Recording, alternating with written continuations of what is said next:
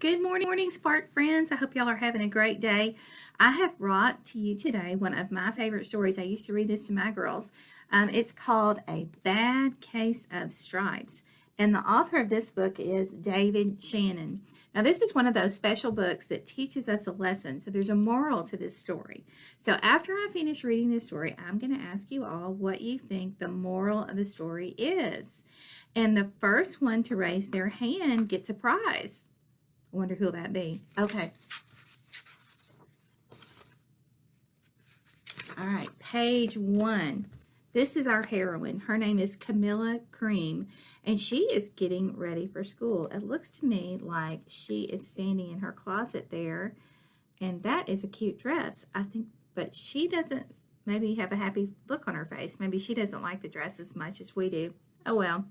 All right, let's see. And it happens to be the first day of school. So here she is in her closet.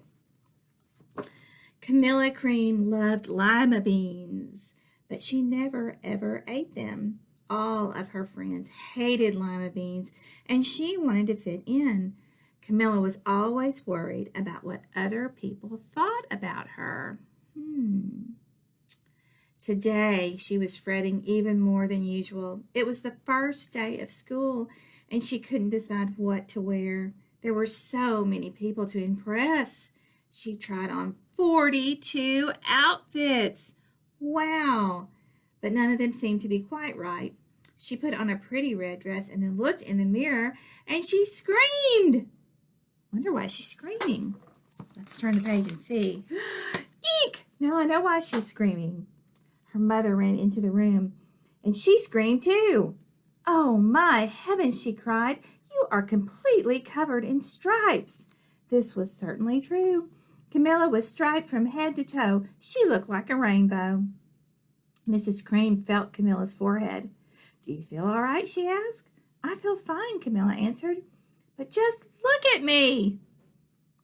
"You get back in bed this instant, young lady," her mother ordered. "You're not going to school today." Camilla was relieved. She didn't want to miss out on the first day of school, but she was afraid of what the other kids would say, and she had no idea what to wear that would match those stripes. That afternoon, Dr. Bumble came to examine Camilla. "Most extraordinary," he exclaimed. "I've never seen anything like this. Are you having any coughing, sneezing, runny nose, aches, pains, chills, hot flashes, dizziness, drowsiness, shortness of breath, or uncomfortable twitching?" "No," Camilla told him. "I feel just fine." "Well, then," Dr. Bumble said, turning to Mrs. Cream, "I don't see any reason why she shouldn't go to school tomorrow. Here are some ointments that should help clear up those stripes in a few days. If it doesn't, you know where to reach me." And off he went. Y'all check this out. Even her tongue is striped. Poor little thing. Uh-oh. Now she's at school. What's happening here? Looks like they're saying the Pledge of Allegiance. The next day was a disaster. Everyone at school laughed at Camilla. They called her Camilla Crayon and the Night of the Living Lollipop. That wasn't very nice. She tried her best to act as if nothing was wrong and that everything was normal. But when the class said the Pledge of Allegiance, her stripes turned red, white, and blue, and she broke out in stars. Oh, my word. As you can imagine, the other kids laughed and laughed. They thought it was great. One yelled out, "Let's see some purple polka dots." And sure enough, Camilla turned all purple polka dotty. Someone else shouted, "Checkerboards," and a pattern of squares covered her skin. Soon everyone was calling out different shapes and colors, and poor Camilla was changing faster than you could change a television. And everybody's laughing. I wonder how Camilla was feeling right about now. That night, Principal Harms called her parents. "I'm sorry, Mrs. Green," he said. "I'm going to have to ask you to keep Camilla home from school. She just is too much of a distraction, and I've been getting calls from the other parents. They're afraid those stripes might be contagious." Camilla was so embarrassed. She couldn't believe that 2 days ago everyone liked her. Now, nobody even wanted to be in the same room with her. Her father tried to make her feel better. "Is there anything I can get you, sweetheart?" he asked. "No, thank you," sighed Camilla.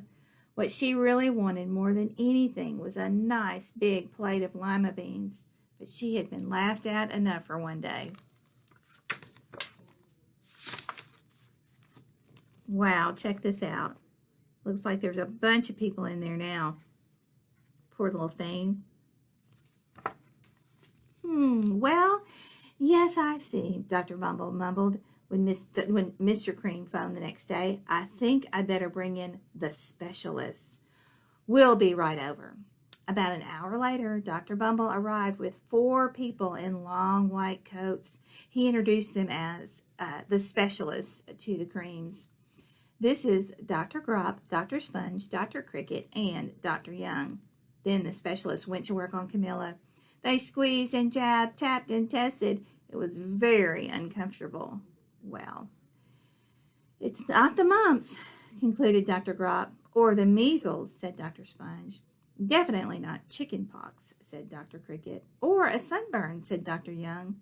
"Well, try these," said the experts. Oh, no, those are the specialists. The experts are coming next. "Try these," said the specialists. They each handed her a bottle filled with different colored pills. "Take one of each before bedtime," said Dr. Grop. Then they filed to the front door, followed by Dr. Bumble. They look very smart, don't they? Let's see if they're smart enough to cure her. Oh, no! That night, Camilla took her medicine. It was awful. When she woke up the next morning, she didn't feel quite herself. But when she got dressed, she knew something was wrong because her clothes didn't fit quite right. She looked in the mirror, and there, staring back at her, was a giant, multicolored pill with her face on it. Oh, my goodness. Those pants do look a little tight, don't they? Ooh, I was probably not very comfortable. Dr. Bumble rushed over as soon as Mrs. Cream called. But this time, instead of the specialists, he brought the experts. Dr. Gord and Mr. Mellon were the finest scientific minds in the land. Once again, Camilla was poked and prodded, looked at and listened to. The experts wrote down lots of numbers. Then they mumbled together and they whispered. Dr. Gord finally spoke. "It might be a virus," he announced. Suddenly, fuzzy little virus balls appeared all over Camilla. "Or possibly some form of bacteria," said Mr. Mellon, and out popped these little squiggly bacteria trails. "Or it could be a fungus," added Dr. Gord. Instantly, Camilla was covered with different colored fungus blotches. The experts looked at Camilla, then at each other. "We need to go over these numbers again," they said, "but this time back at the lab." Dr. Gord explained, "We'll call you when we have something to report." But the experts didn't have a clue, much less a cure. Oh, poor Camilla. Who's going to help her? Wow, look at this is her front yard. See the reporters at the door? They're trying to get the scoop. The news is out. By now, the TV news had found out about Camilla. Reporters from every channel were outside her house telling the story of the bizarre case of the incredible changing kid. Soon a huge crowd was camped outside on her front lawn. Look at this guy up here. He's got his binoculars. He's trying to peek in the windows. Boy, that's crazy. Looks like Camilla saw the reports. There she is. Oh my goodness. She's changed again. Eek. Oh, this way. The Creams were swamped with all kinds of remedies from psychologists, allergists, herbalists, nutritionists, psychics, an old medicine man, a guru, and even a vegetarian. Each so-called cure only added to poor Camilla's strange appearance until it was hard to even recognize her. She sprouted roots and berries and crystals and feathers and a long furry tail, but nothing worked. Oh no. Look what happened next. Those look like two eyes to me, and a nose and a mouth. And her parents look scared. Let's see what's going on. One day, a woman who called herself an environmental therapist claimed she could cure Camilla. Close your eyes, she said very softly. Breathe deeply and become one with your room. I wish she hadn't said that, Camilla groaned. Slowly, she started to melt into the walls of her room. Her bed became her mouth. Her nose was the dresser, and the two paintings on the walls were her eyes. The therapist screamed and ran out of the house. What are we going to do? Cried Mrs. Cream. It just keeps getting worse and worse. She was sobbing by this point.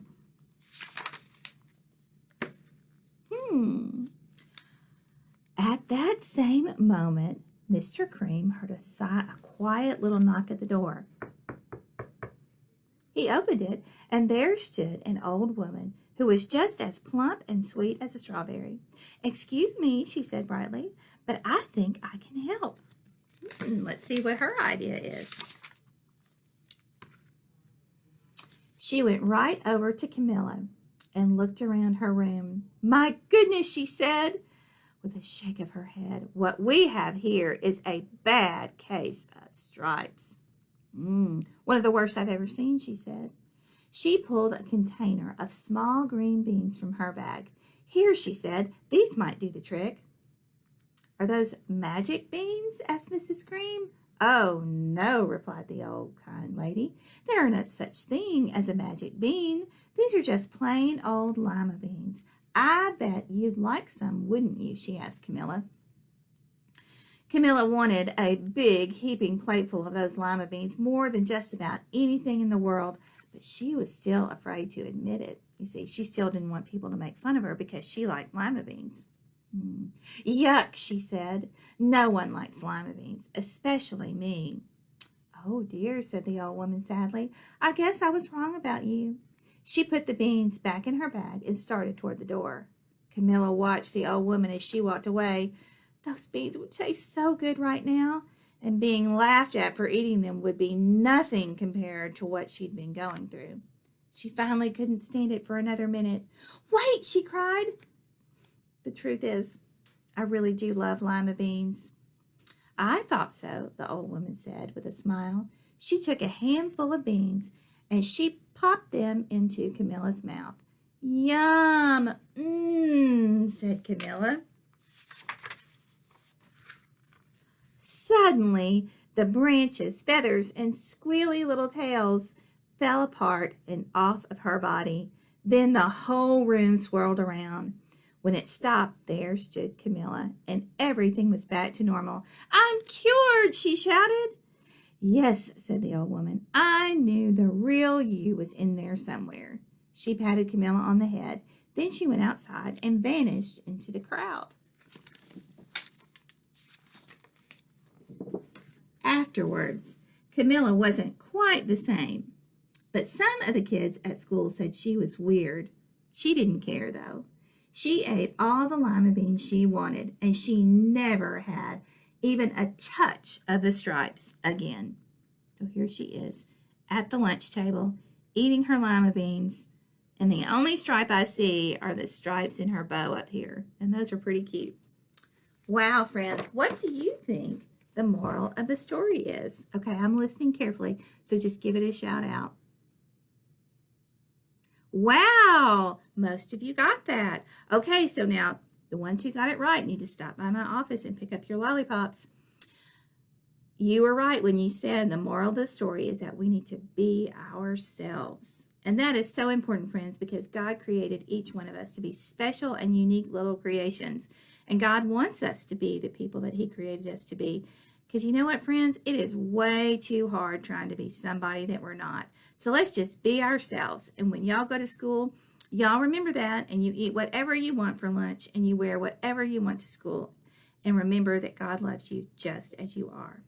All right, friends, I will see you cats soon. I sure hope, if this virus goes away. But anyway, know that I am praying for you, and I love you. See you later. Bye.